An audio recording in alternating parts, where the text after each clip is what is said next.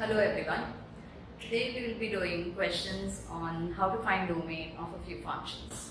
So let's take up the first one because we are talking about real valued functions, the functions wherein the domain and range are subsets of real numbers. So you cannot have a value which is negative in the square root. You need it to be positive because the square root of a positive real number is going to be real number. Otherwise it will be a complex number. So we will take up x minus 1 to be greater than or equal to 0, and that's why we have that x value should be greater than or equal to 1. And so the domain of this function is starting from 1 up till infinity, x greater than or equal to 1. Now let's take another one. It's similar, but the only thing is now we will take this as 1 upon root of x minus 1. So some of the conditions remain same, like x minus 1 cannot be negative, so it has to be greater than or equal to 0, but since it is in denominator, it cannot be 0 also. So now we have only that x minus 1 should be greater than 0, and that's why x is greater than 1, and so the domain is, now we cannot include 1, so it's going to be 1 to infinity. This question can also be done by finding out that when is this going to be 0, when is x minus 1 going to be 0, when x is equal to 1. So let's plot this one on the number line and find out that over here it is 1 to infinity and on the left side it is minus infinity to 1. We just want to see where is this function, I mean this x minus 1, positive. So for that, let's take, you have divided the number line or the real number system in two parts, minus infinity to 1 and 1 to infinity. Let's take a number bigger than 1, say 2, and substitute here. If x is equal to 2, then what is root of x minus 1? It is 2 minus 1, which is root 1. See, it can be any square root. The only thing is the number here should be positive. Suppose if I would have taken a number which is smaller than 1, say if x equal to 0, then I would have got 0 minus 1, which is root of minus 1, which is not a real number. So these values do not make this function defined. Does not, I mean that the function will not be defined for values smaller than 1. They are defined only for values bigger than 1. So, and you cannot take 1 also, because if you take 1, the denominator will become 0. In this case, the domain therefore will be open interval 1 infinity. Like in the previous one, when we had function as, say now we call it as gx, root of x minus 1, we had the domain as 1 to infinity because it is in numerator. X value can be 1, equal to 0 is allowed in numerator, not in denominator. So that will be the basic difference here. Whenever you have functions which have root, functions under root, then you will have to, like you can do it by this method, by taking up the number line, or we can take x minus 1 greater than or equal to 0 and find it out. Now let's see a question where we are having two factors within the square root. Okay, now the function is root of x minus 1 into x minus 2. So we'll do by the number line or by the critical,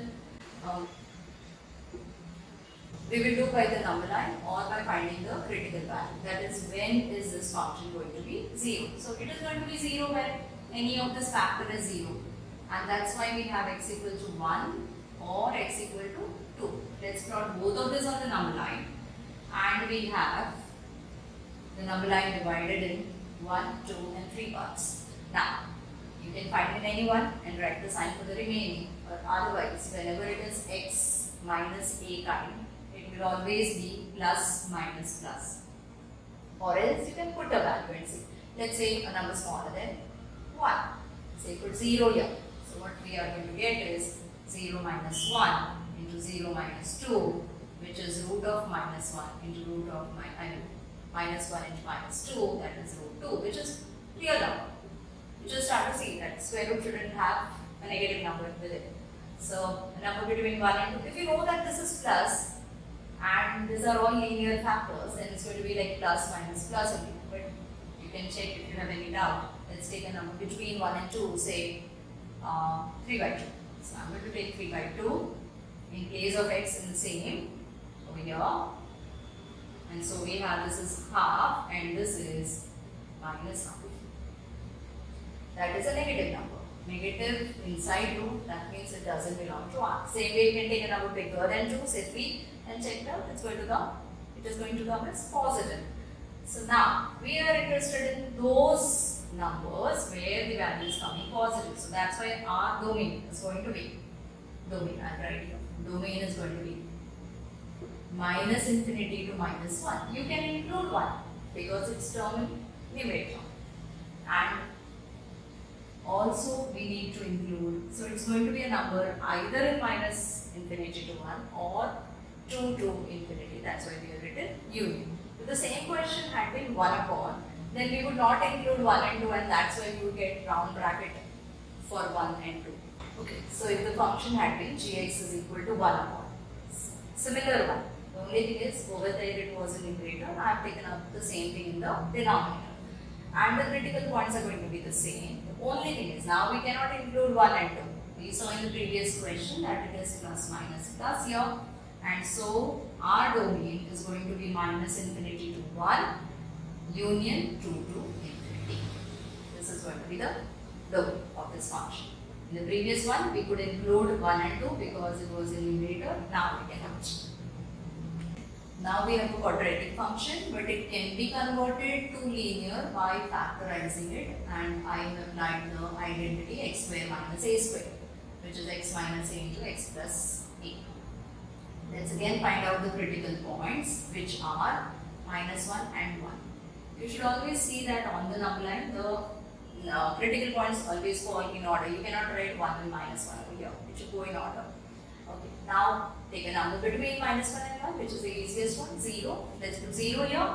So h of 0 will become 0 minus 1 and 0 plus 1, which is minus 1 into 1, negative. So this is going to be negative. You can check for the others, take a number 2 or take a number smaller than minus 1 or otherwise. Once again, if you have linear, which is x minus a, and for plus it doesn't matter whether you write 1 plus x or x plus 1. So just looking for the negative one. So suppose it is x minus a kind, it's going to be plus minus plus in this order, starting from the right side. So which values of x are allowed in this for the domain? You have numbers from minus infinity to minus 1 and 1 to infinity. So the domain is minus infinity to minus 1, including minus 1. Union 1 to infinity. These are a few more questions on the same concept.